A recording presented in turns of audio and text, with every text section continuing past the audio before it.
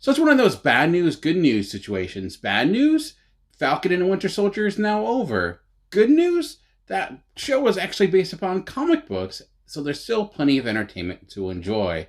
But more on that in a moment. Everyone out there, I'm Dan, aka the Comic Concierge, and this is one of my starting points videos. And usually with starting points videos, I'm looking ahead to the new week in comics, picking out ongoing series, starting new arcs, new number ones, but that's not what this is. Here I'm looking at the history of Captain America and picking out different starting points. So if you want to read more about the character, and I mean character in the plural, as there have been a number of different people to don the title of Captain America, these will all be great comics for you to read.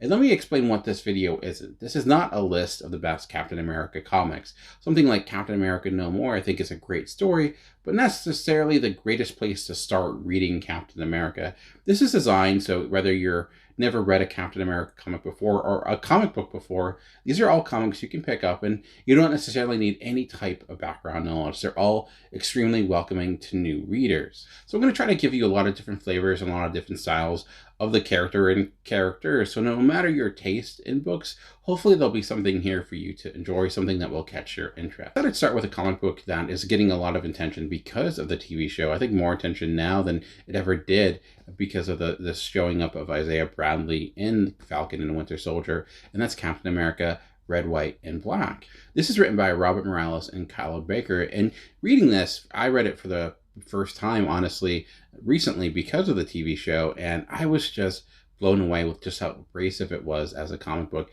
clearly taking inspirations from things like the Tuskegee experiment and other racial undergoings of World War II, and it does not hold back. I'm actually surprised Marvel was willing to release this because it's violent at times. It does not necessarily leave any prisoners, and it's a very pointed criticism, I think, even of Marvel and as well as America during this time. The negative thing with this, though, is that it's kind of hard to find, unfortunately. If you have Marvel Unlimited or Comixology, you can find it there and read it digitally. If you want to read it physically, if you hate digital comics, unfortunately, you're kind of out of luck right now. I think I looked at Amazon and you can buy the hardcover for like $900, or even the single issues are really expensive because, you know, speculators be speculating.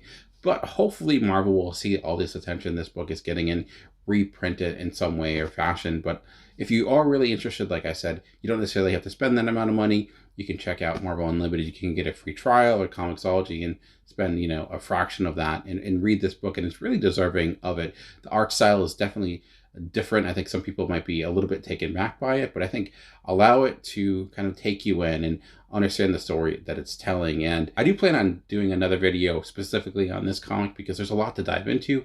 I'll just say that if there's one comic that would appeal to those that are not really into superhero stuff, this one would be it. This would be the one I would recommend out of all the books I'll talk about today. So I thought I'd switch over the focus on Steve Rogers' time as Captain America. Yes, even though Steve Rogers was not in this show, his presence was clearly there, and I can't not talk about Captain America and focusing a lot about the man who made Captain America into the role that it is. And there are a lot of Captain America books that do talk about his time during World War II. If I was going to recommend one of them, it would be Captain America White, which is written by Jeff Loeb with art by Tim Sale. And this is part of their color series that they've done for Marvel. You know, they had the Spider-Man book, the Daredevil, Hulk, and eventually Captain America White, which was the last one they did.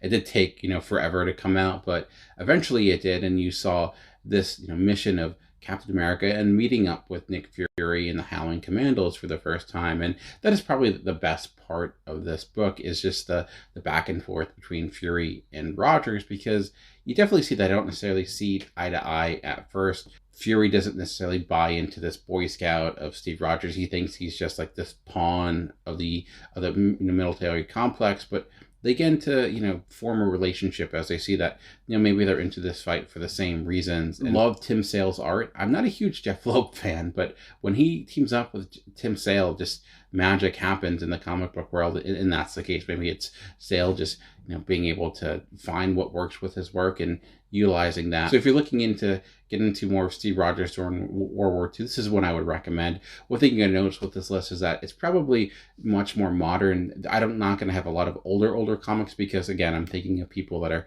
coming into into the hobby for the first time or have not read a lot of Marvel or Captain America books. And sometimes those older books are a little bit difficult to get into. That's why you're going to notice a more modern stuff here. So the purists out there that are going to get angry about that, that's the reason why. I will talk about some old books. Don't worry, there will be some Jack Kirby in here. I cannot not talk about Jack Kirby, but unfortunately, just sometimes those older books are certainly written during a certain time and place. If you like these books and you really enjoy them, then maybe go back and read some of the old ones because they're a little bit easier to chew on when you have some experience. At least that's my personal take. But so we talked about Steve Rogers' role as Captain America, and we're already taking a detour to someone else playing the role as Captain America. And this was a book I actually completely missed and didn't know existed until I started kind of researching this list, and that's Captain America Patriot. This came out in 2010 and tells the story of Jeff Mace, who may not be a name that many people even know about. Again, this is part of the Marvel Knights line, so it's not necessarily in technically continuity. It's kind of in between like Marvel Max, which is the adult stuff, and regular Marvel. But ultimately, that's not important. Again, this is about Jeff Mace, who was the third Captain America based in this story. And he started actually as this Patriot character. Jeff Mace has a very similar story to Steve Rogers, where he did try to sign up and become part of World War II to be enlisted in the army, but he was rejected because of medical issues. That didn't stop him, though. Although he was homebound, he became this character, the Patriot, and dressed up and fought crime, and mostly kind of mob bosses and other people that were low-time Nazi, like saboteurs and things like that.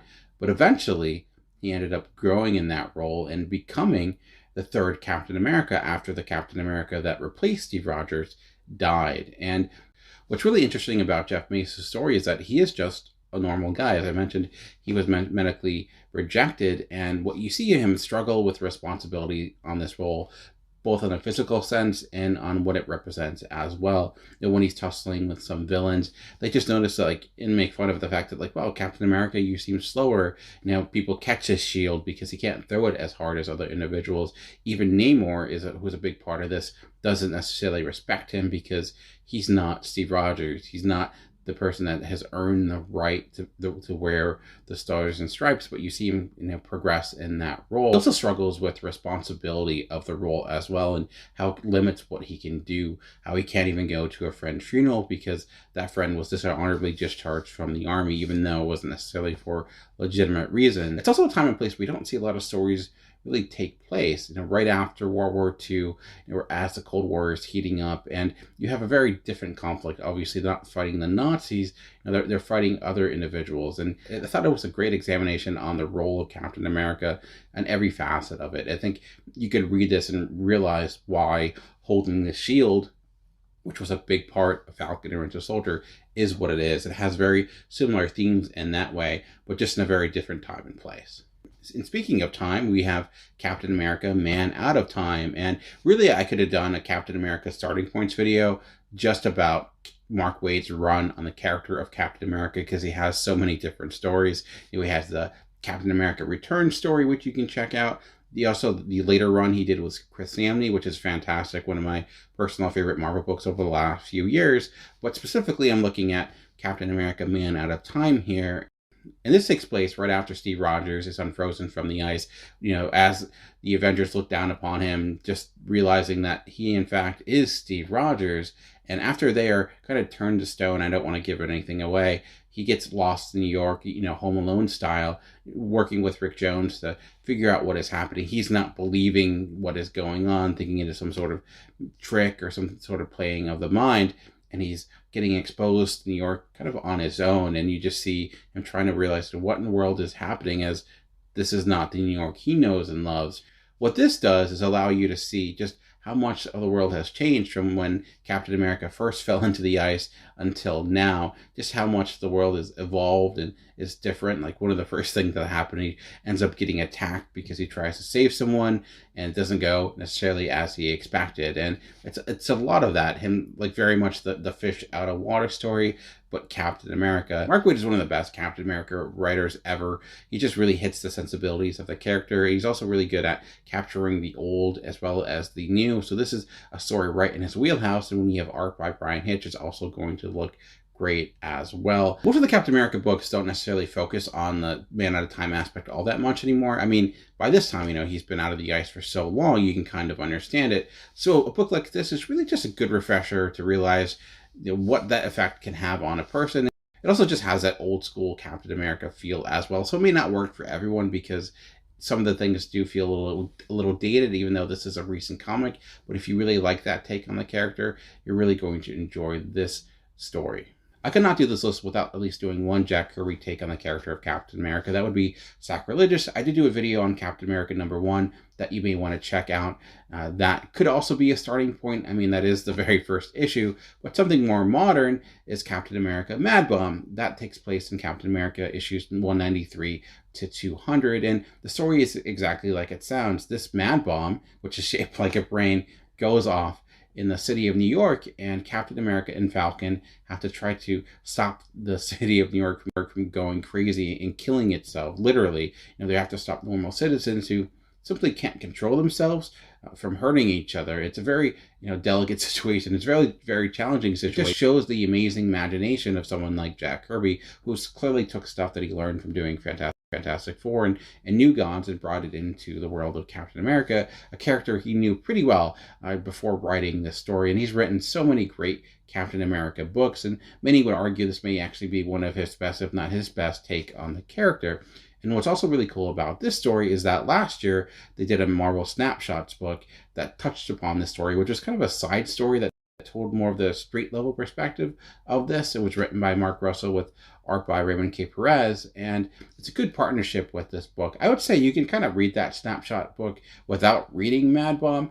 It would probably help. I actually read it before reading Mad Bomb, and I got it well enough. I actually really loved that issue, but reading that and reading this together, you get to kind of the complete picture of what happened. And again, even though Captain America is not necessarily in that Snapshot story all that much, his presence is there the entire time. We're actually going to talk about now one of my favorite comic book issues of all time, Captain America Das, which is written by John Niebuhr and art by John Cassidy. This was released around 2003, and this is dealing with the aftermath of September 11th. That's where the Das title comes from, coming from the ash of the buildings falling. And this came out obviously 2 years after the events, but I think they were still very much within the public consciousness of the time. And I know they were when I read it. And to me, they just showed the power of a character like Captain America and very much how he could represent what is right. Unfortunately, I think the series as it went on as a whole kind of, in a way, went back against a lot of the stereotypes that this issue fought against. A lot of the negative hate that went towards Muslims during at the time, that this is a very much a good representation of how we should not go that route. But unfortunately, as this series went on, I felt like it did. But as a single issue, I think it's a remarkable piece about a time that has been represented in the comics a lot, especially in Marvel. This to me was one of the best takes on that time. It also is just a great looking book, in a lot of part due to the coloring, because you have that dust-like feel throughout. When you do finally see Captain America, it's just everything he represents, everything he can represent.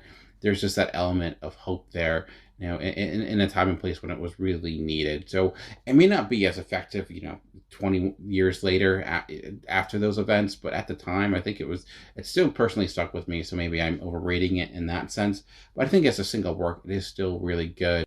And again, it's very much a one shot. It doesn't necessarily need what comes after or what came before. It is very much of that time and place. And if you want to read something that is just putting Captain America in a real world event that is outside of the world of World War II, this would be the book I would recommend. Switch over to the other side of the spectrum with Captain America Dead Men Running. And this was a book that I think probably went under the radar because this came out in 2002, and it's actually Captain America working with soldiers in South America, and those soldiers actually end up turning on him because they're looking to kind of make a buck for themselves. And imagine Three Kings that obviously took place in Iraq, but this taking place in South America and throwing Captain America into the mix as well. And the soldiers maybe are a little bit more evil in that sense. And thinking that this does come out a year after September 11th, a comic that sees soldiers in a negative light wasn't super popular, which is why I think this was maybe under the rug a little bit. But that's what really makes it interesting in a way,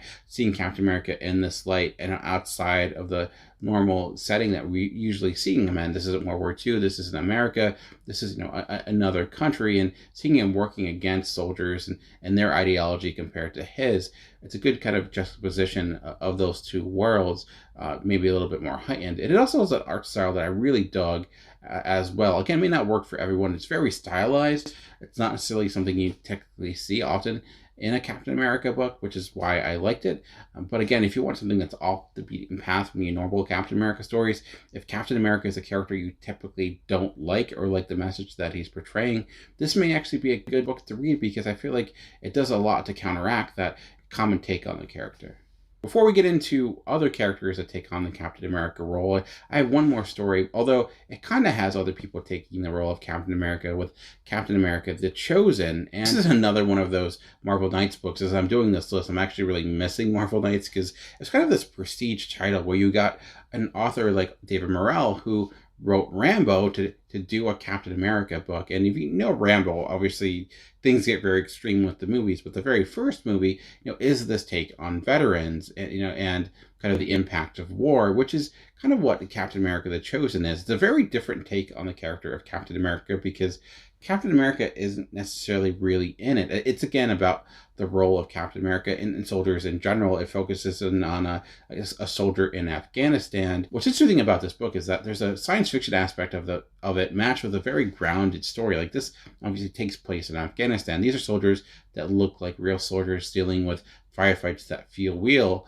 But Captain America is in this story. It's a hard balance to strike, but I thought it did a good job of it. And we rarely see Marvel Comics take place in Afghanistan or Iraq. They kind of stick away from it. This is one of the few. Despite being very much in this realistic setting, there is a bit of a science fiction take on this as well. And despite being what should seem like something at odds, it ends up working pretty well. Because I think ultimately it's just the story of inspiration that is through and through from the beginning to end, centered on Captain America. But I think what it's really trying to do is shift the focus to real soldiers in a way. Again, not necessarily trying to make a political point per se, but just the act of these individuals and what they're going through and the choices they have to make.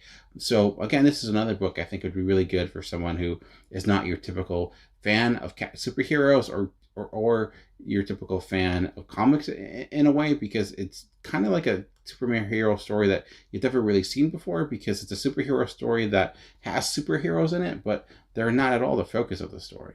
All right, let's take a break from Steve Rogers as Captain America and move over to John Walker. And with John Walker, you have issues like 323 that is his first appearance that show that he was kind of a D-bag right from the start. He's also had his time as Captain America, but there's also Captain America 354, which is his first appearance as U.S. agent, after the failings of Captain America. But if I'm going to talk about a series that's a great starting point for John Walker, it is actually the most recent U.S. agent series. Again, I know I'm talking about something more recent, but I think it's very helpful that it is recent.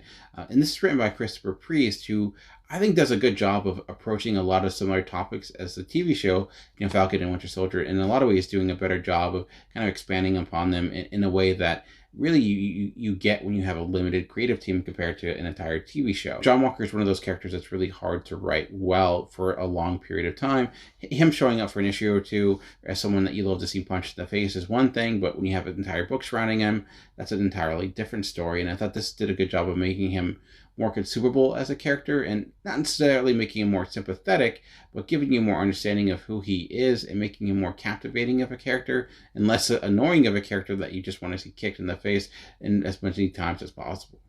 Of course, I cannot do this video and not talk about Sam Wilson's time, Falcon's time as Captain America. And looking at the best starting point, it would have to be all new Captain America. And this is when he first takes on the role. This is written by Rick Remender with art by Steve Immonen. And Remender's really get into kind of the toll it takes to try to live up to the super soldier, to live up to Steve Rogers. This is dealing with the repercussions of the Dimension Z story, where Steve Rogers goes to this other dimension, and because of a lot of gobbledygook, he ends up becoming old. You're kind of losing the super soldier serum in a way, and you need someone to replace him. You can see a lot of the framework of the TV show here. You don't want your soldiers in here as well, and the back and forth between both of them. It is a little bit more comedic, and the rivalry is a little bit hotter in the TV show, but a lot of the same dynamic can be found. I will also say politically, this is not as charged as that per se.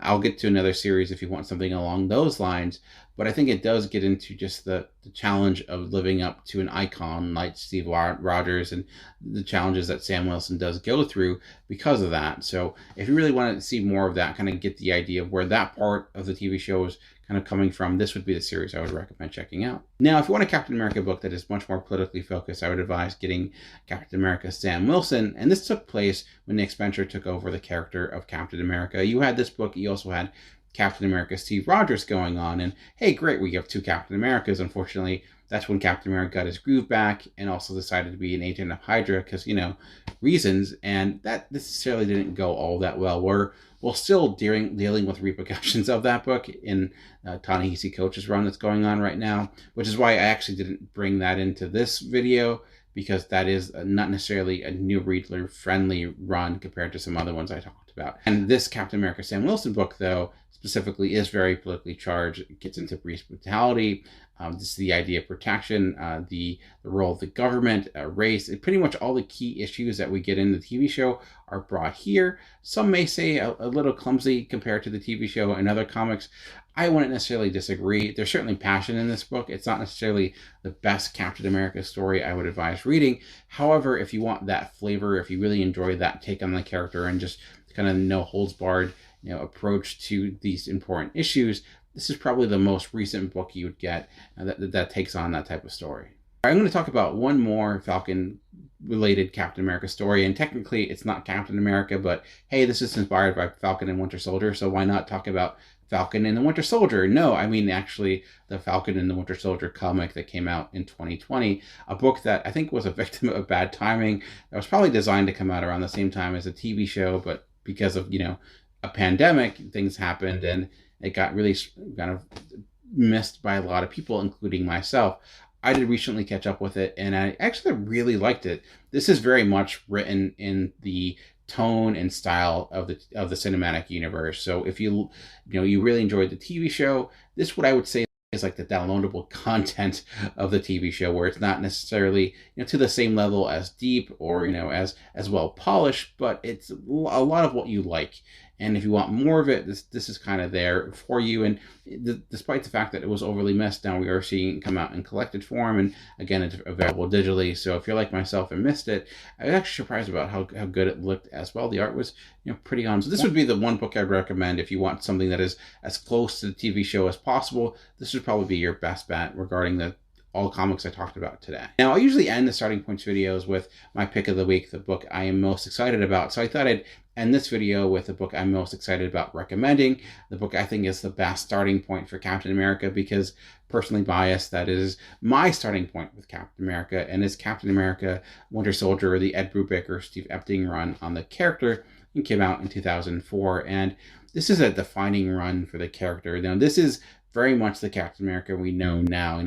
Again, creating Winter Soldier, redefining the history of the character of Captain America that I think kind of brought him in the forefront in a way. Why I think this is a good starting point for Captain America is because, one, it's a fantastic comic series. It's, I think, one of the best Marvel runs, period, over the last 20 years or so, maybe longer, maybe the best Captain America run of all time. I can't say I've not read enough Captain America to claim that it's my personal favorite, but what's really good about it is that this defines the character of Captain America for this age. The Captain America we see in the MCU, the Captain America we see in Marvel right now, I think is a reflection of the Captain America that is kind of built up in this series. It looked at his past in a way that really hadn't been in quite some time. Again, looking at his relationship with Bucky, having the galls to bring Bucky back, which no one ever thought would ever happen. Not only did they think it wouldn't happen, they thought it would be awful, ended up being fantastic, and it was just consistently great throughout. So I think if I was going to recommend one Captain America book that is both really welcoming to new readers and a fantastic read, it is 100% Ed Brubaker's run on Captain America. If I'm being honest, this is a big reason why I'm even doing this video. It's a book that helped me kind of fall in love with comics to that level. It allowed me to see how comics can touch upon something as realistic as World War II in a story that deals with a cosmic cube, and it can touch upon things like PTSD and the wars that we deal with today through a character that's dressed up in stars and stripes. Again, it's not necessarily the first comic to ever do that, but my personal experiences was the first time I've ever read it. So that's why it's kind of the thing I'm most excited about, because I know it was a good starting point, because again, it was a starting point for me, and I was going into it knowing very little about the Marvel Universe at that time and place. I just know that I kind of liked Captain America as a character. I loved history, and when those two things combined, I think it became magic. And again, it's just fantastic. I'm not necessarily breaking new ground here. People, of course, love this run. It's why Captain America Winter Soldier was, the second movie we got. But I think I can't not talk about the obvious when I love it as much as I do. But now, I hope you enjoyed this video. My hope is that for those that wanted to jump into the world of Captain America, in the comic book sense, and were worried about all the continuity you need to know or where to begin, that this hopefully answered a lot of those questions. Let me know what you're excited about reading, if any of these caught your eye that you may try out, or maybe other starting points that I did miss. I know I've read a lot of Captain America stuff, but I've not read everything, so I'm sure there's even better starting points that maybe I didn't mention, and I'd love to see them in the comment section below. What did you think of Falcon and Winter Soldier? How'd you think it ended? I am recording this before it ended, so don't spoil it for me in the future. I appreciate that. But thank you for taking the time to check this out. Just remember that comics are for everyone. The key is finding the right one. Until next time, keep reading.